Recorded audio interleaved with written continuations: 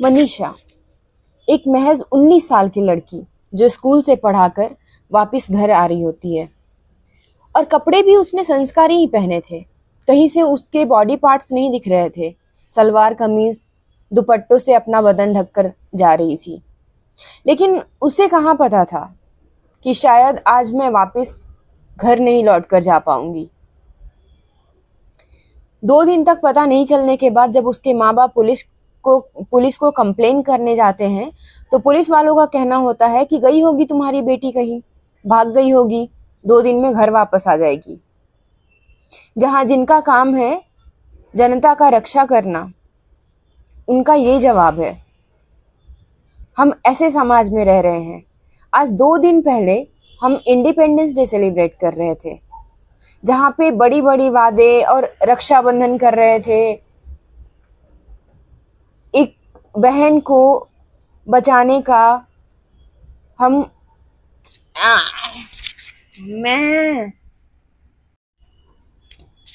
नारेबाजी तो हमारे देश में बहुत होती है।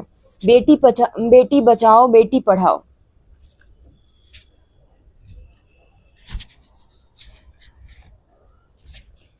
नारेबाजी तो हमारे देश में बहुत चलती है, बेटी बचाओ बेटी पढ़ाओ। लेकिन बेटियां बच कहाँ रही हैं? हर साल एक ऐसे केसेस आते हैं जहाँ पे दरिंदगी से किसी को रेप किया जाता है, किसी बेटी को, और उसे नोच नोच कर खा जाते हैं ये कुत्ते। और हम आज दिल्ली में ये कुत्तों के लिए लड़ रहे हैं कि भाई कुत्ते को शेल्टर में मत भेजो, तो कुत्ते को इधर मत भेजो, कुत्ते को उधर मत भेजो। क्या सच में हमें कुत्तों से डर है या ऐसे रोड पे खुलेआम घूम रहे जानवरों से, जो हर समय यही ताक में रहते हैं कि कब किसका हम बॉडी को देखें, बॉडी को देखकर उसका मतलब ऐसी घिनौनी हरकतों से एक लड़की का जान गया है। पिछले भी शायद 15 अगस्त के पहले कोलकाता वाला केस हुआ था। हमें कुछ भी पता नहीं कि उस केस में क्या हुआ क्या नहीं हुआ, इंसाफ मिला भी, रेपिस्ट पकड़े गए भी या नहीं पकड़े गए। शायद अभी के टाइम पे पैसा का इतना ज़्यादा महत्व हो गया है कि रेप कोई और कर रहा है, पकड़ा कोई और जा रहा है। तो बात कर रहे हैं मनीषा की, जिस लड़की का 90% गला काट दिया जाता है, उसे इतनी बेरहमी से मारा जाता है। उस लड़की के बॉडी में ना तो उसका यूटरस है ना उसका किडनी है, 90% गला उसका काट दिया जाता है।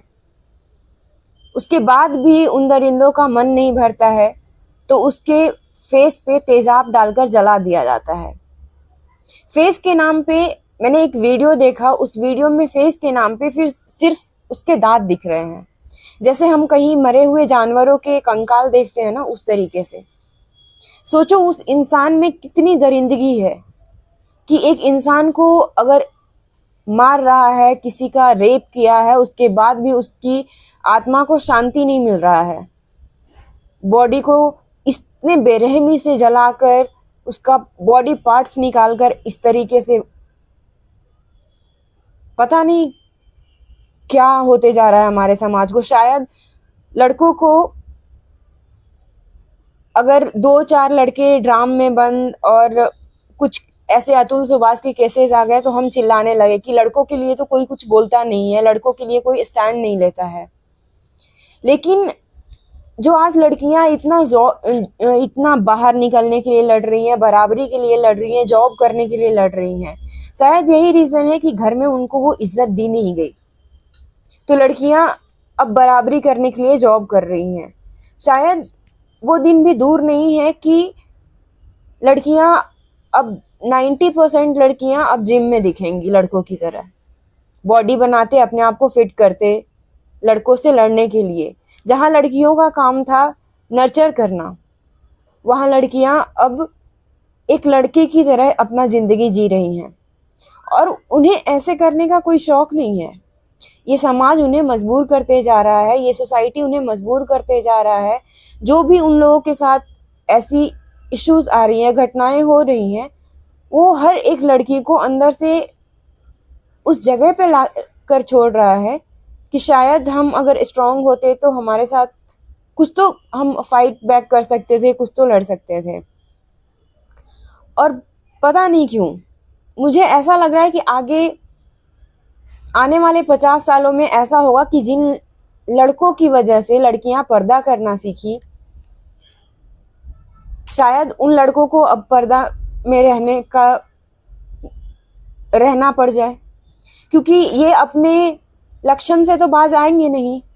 अगर रोड चलते देखेंगे किसी औरत का बूब्स बड़ा है तो उस पे इनका नजर जाएगा, किसी औरत को देखेंगे कुछ कपड़े पहने तो इन्हें लगता है कि वो हमें अट्रैक्ट करने के लिए कपड़े पहनी है, हमें इनवाइट कर रही है कमेंट करने के लिए, हम पे लाइन मारने के लिए, और पता नहीं क्या क्या एक्सक्यूज दिया जाता है। लड़की ने छोटा कपड़ा पहना था, टाइट जीन्स पहना था तो मेरा मन मचल गया। पता नहीं ये लड़कियों लोगों का मन ऐसा क्यों होता है कि किसी नंगे लड़के को भी देख ले तो लड़कियों का मन नहीं मचलता है। बॉलीवुड मूवीज के अलावा तो मैंने आज तक कभी नहीं देखा कि कोई लड़की देख के बोल दे उफ क्या हॉट लड़का जा रहा है। पता नहीं हमारे समाज को क्या होते जा रहा है और ये हम कैसी सोसाइटी में रह रहे हैं कि जहां हम आज इंडिया, ऑस्ट्रेलिया, कनाडा, जापान, पता नहीं किन किन देशों से कंपटीशन करने के लिए हम तैयार हैं। अपने आप को बोल रहे हैं कि हमारा देश इतना आगे बढ़ रहा है। ये आज़ादी, आगे बढ़ना और इतने सारे डेवलपमेंट्स किस काम के, जहाँ पे औरतें ही सुरक्षित नहीं हैं, घर में आपकी बहू बेटियां सुरक्षित नहीं है। आज टाइम ऐसा आ गया है कि घर में अगर आप अपने बाप के साथ, अपने भाई के साथ अकेले हो तो आपके मन में शायद आधे टाइम यही चलते रहेगा कि पता नहीं कब मेरे साथ क्या हो जाएगा, क्योंकि पता नहीं है ना। अगर रोड चलते इनके मन में इतना हवस है तो सोचो अगर इनको बाहर ये सारी चीजें करने को ना मिले, अगर ये घर पे रहे तो क्या इन ये घर पे ये सारी थॉट इनके मन में नहीं आती होगी। बस फर्क इतना है कि बाहर वालों पे ये कमेंट कर सकते हैं और थोड़ा बहुत इनको आचरण और रिस्पेक्ट करना सिखाया गया है, तो ये शायद अपनी माँ बहन के सामने बोलेंगे नहीं कि हाँ हम तुम्हारे बॉडी पार्ट्स को देखकर अट्रैक्ट हो रहे हैं, लेकिन मन में तो शायद रहेगा। तो किसे पता कि कब तुम्हारे भाई, तुम्हारे बाप ही तुम्हारा रेपिस्ट बन जाए। आई डोंट नो कि कैसा समाज होते जा रहा है, कैसा कैसा मतलब आप अगर ऑफिस में हो, अगर स्कूल में हो, कॉलेज में हो, तो कमेंट्स देखो लड़कों की, ऐसे ऐसे कमेंट्स करते हैं जैसे लगता है ये अपनी बातों से तुम्हारा रेप कर देंगे, और बोलकर इन्हें इतना प्राउड होता है जिस जैसे कि इन्हें और किसी चीज में प्राउड फील होता नहीं है।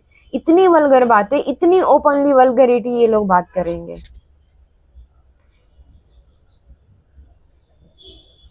I don't know